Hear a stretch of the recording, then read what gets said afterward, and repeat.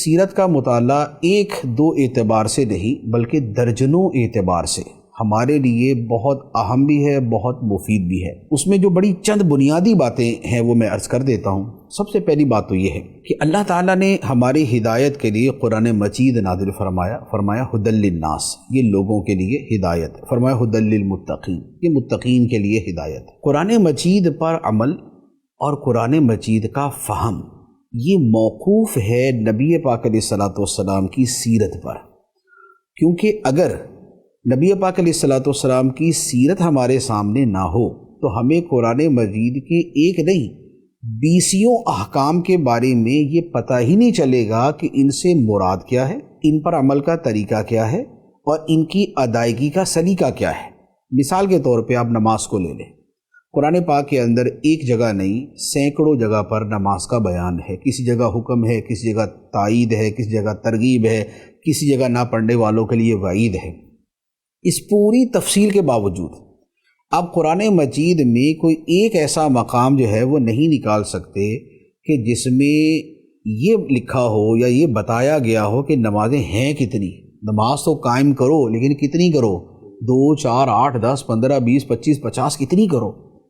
تو یہ جو ہے نا کہ 5 نمازیں پڑھنی ہیں اور پھر نماز شروع تکبیر سے ہوگی اور تسلیم السلام علیکم پر ختم ہوگی، پھر اس میں پہلے قیام ہوگا، پھر اس میں قرات ہوگی، پھر رکوع ہوگا، پھر قومہ ہوگا، پھر سجدہ ہوگا، پھر جلسہ ہوگا، پھر سجدہ ہوگا، پھر قعدہ ہوگا۔ یہ جو ساری ڈیٹیل ہے یہ قرآن مجید میں کہیں بھی نہیں لکھی ہوئی، تو یہ کہاں سے پتہ چلے گی؟ یہ سیرت سے پتہ چلے گی۔ تو اب یہ میں نے آپ کو وہ بات بیان کی کہ جو ہمارے دین کا سب سے پہلا فرض ہے، دین کے ارکان میں سے سب سے پہلا رکن ہے، دین کے احکام میں ایک بنیادی حکم ہے۔ اگر اس کو سمجھنا اور اس کی تفصیلات کا جاننا یہ نبی پاک علیہ الصلوۃ والسلام کی سیرت کے بغیر ممکن نہیں ہے، تو بقیہ احکام کا آپ اندازہ لگا لیں کہ وہ کیا بنے گا۔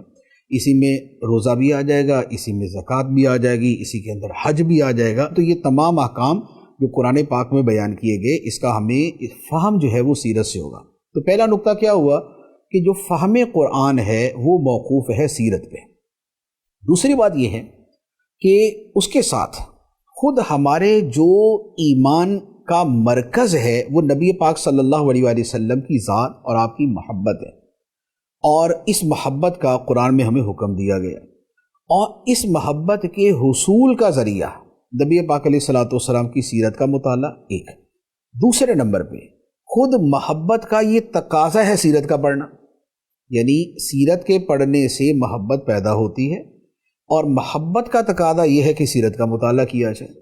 تو یہ دین کے 2 بنیادی احکام کے جو ہمیں اسی سیرت مبارکہ کے مطالعے سے حاصل ہوتے ہیں۔ تیسرے نمبر پہ اللہ تعالیٰ نے نبی پاک علیہ الصلوۃ والسلام کی سیرت کو اسوہ حسنہ قرار دیا، فرمایا لقد کان لکم فی رسول اللہ اسوۃ حسنہ، رسول اللہ کی زندگی میں تمہارے لیے بہترین پیروی موجود ہے۔ اب وہ جو بہترین پیروی ہے، وہ جو رول ماڈل ہے، وہ جو آئیڈیل ایک زندگی گزارنے کا طریقہ ہے، وہ اللہ تعالیٰ نے نبی پاک علیہ الصلوۃ والسلام کی زندگی کے بارے میں فرمایا۔ اب اس زندگی کا مطالعہ ہوگا، اس کے بارے میں معلومات ہوں گی، تو ہی اس حکم قرآنی پر عمل ہوگا، تبھی اس آیت قرآنی کی پوری ڈیٹیل ہمارے سامنے آئے گی کہ وہ اسوہ حسنہ کیسے، یعنی اچھی پیروی، اچھا طرز زندگی، عمدہ طرز حیات وہ ہے کیسے۔ تو وہ جب سیرت پڑھتے ہیں تو پھر پتہ چلتا ہے کہ لوگوں سے میل ملاقات کے اعتبار سے اچھا طریقہ کیا ہے، پڑوسیوں کے اعتبار سے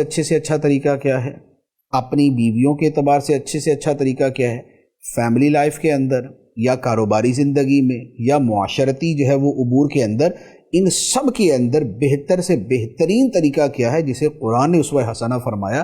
تو اس کا جو ہمیں پتہ چلتا ہے وہ سیرت مبارکہ سے چلتا ہے۔ تو یہ یوں کہہ لیں کہ یہ بڑے 3 بنیادی سی باتیں ہیں کہ جو ہمارے علم میں اضافہ ہے وہ سیرت مبارکہ سے ہوتا ہے۔